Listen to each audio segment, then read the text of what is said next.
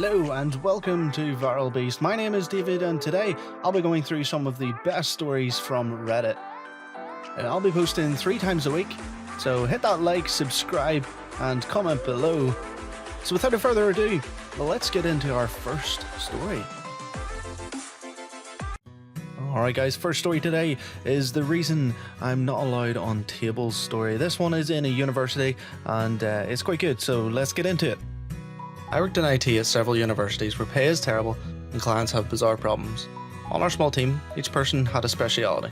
My IT strength lay in the fact that I was short and light and the only person able to fit into the small, awkward places that cables and misplaced equipment can fall into.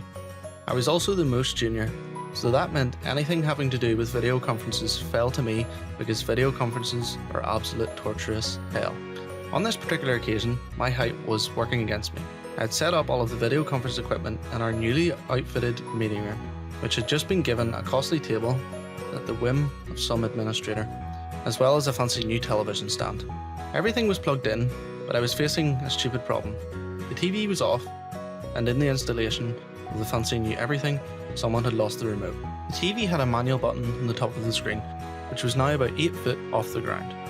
I couldn't reach it, and all the conference chairs were on wheels, which made them the last resort for standing on.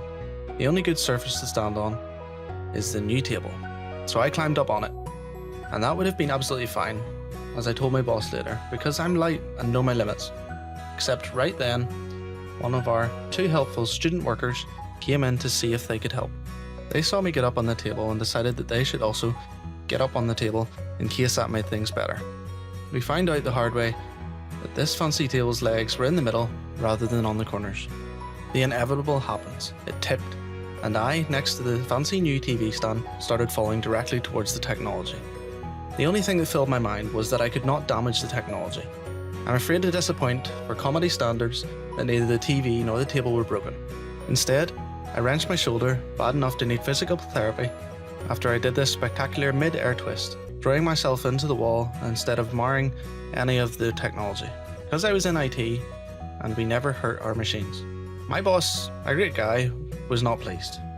Also not delighted when I marked down in the injury sheet that this was done in the standard line of duty because, as I pointed out, we had to stand on tables all the time. We didn't actually have any equipment, thanks to the old, terrible boss. He bought us a ladder and made me promise not to climb on any more tables, which I tried not to whenever reasonably possible. Now for some background knowledge about polycoms. Before Skype existed, and then way after a few companies realised they could make and sell very expensive microphones and cameras that talk to only each other. It's a great business model because if your school or company has Polycom and another school or company wants to talk to you, they also have to buy specifically a Polycom, because none of the other companies' machines would talk to each other. And even better, exactly the same model of machine you do. And once you've shelled out for a Polycom, why would you throw it away and use something like Skype instead? The important part is, Polycoms hate talking to each other. Each model's setup is extremely difficult, with some versions coming with screens that had dozens of buttons and options on them, and some coming with controls that had 3. In order to get 2 Polycoms to connect at all, you needed to input a meeting code, sometimes a password. Ideally, this code was just an IP address, but sometimes the codes were absolutely whacked up, for no discernible reason. I was once unable to connect to a remote classroom because the room code included an @ sign, and the Polycom available to use didn't have an @ sign on the remote. Try explaining that to an impatient professor in front of a room of staring students. Sometimes you would put in the same IP address into the same machine every week and get completely different results every time. This was mostly the case with the other incident, a weekly lecture series beamed out to multiple other schools with a packed lecture hall and important speakers.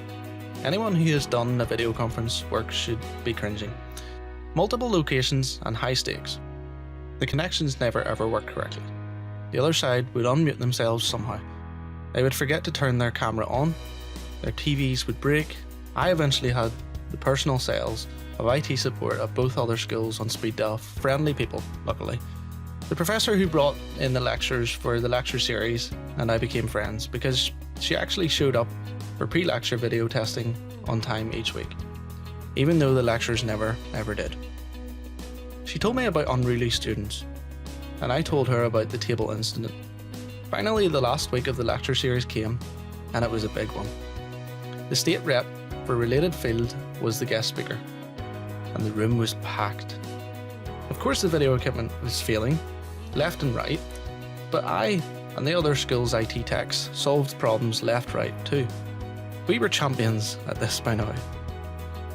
Until, with 1 minute left until the speech began, my side had a problem. Someone had managed to unplug one of my carefully taped down cables. The resulting power outage caused the central control unit to reset. This unit allowed the lecturer to transmit their PowerPoint to the distance locations and our room's projector screen, and the projector screen itself. Resetting made the PowerPoint stop sending and also made the screen go up.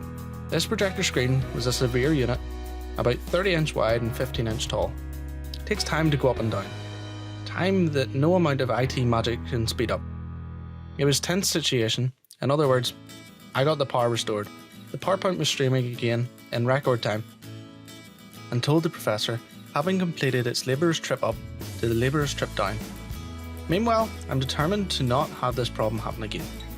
So that means I need to add some more tape to the cable, which runs under the awkwardly large table at the lecture stage. What's the table even for? It holds water bottles and professors' bags, and honestly, someone probably just put the table on the stage once and never took it away. My professor friend even made a joke about me being careful around the table. Don't hurt yourself. Yeah. It's not an unrealistic concern. I think every tech has hit their head at least once in a rush job. I secured the cable in the slowest, exaggeratedly safe method ever used. Extracted myself from under the table. I had forgotten about the projector screen. It hit me in the back of the head as I finished coming down. And this thing is huge. It weighs a ton for something that is basically a big sheet and a weight rod. It hit me, I ricocheted forward and smashed my face first into the table and screamed in front of 3 collective audiences. The professor helped me off stage and assured the state rep, sorry, she's not allowed near tables anymore. Alrighty guys, moving on to 2.2. Don't forget to hit that subscribe. Leave a comment below of what you thought of episode 2.1. But moving on to Thrift Store electronic gaming chair issues. I volunteered at a thrift store while I was in college, and we of course got our fair share of electronic devices in various functional states.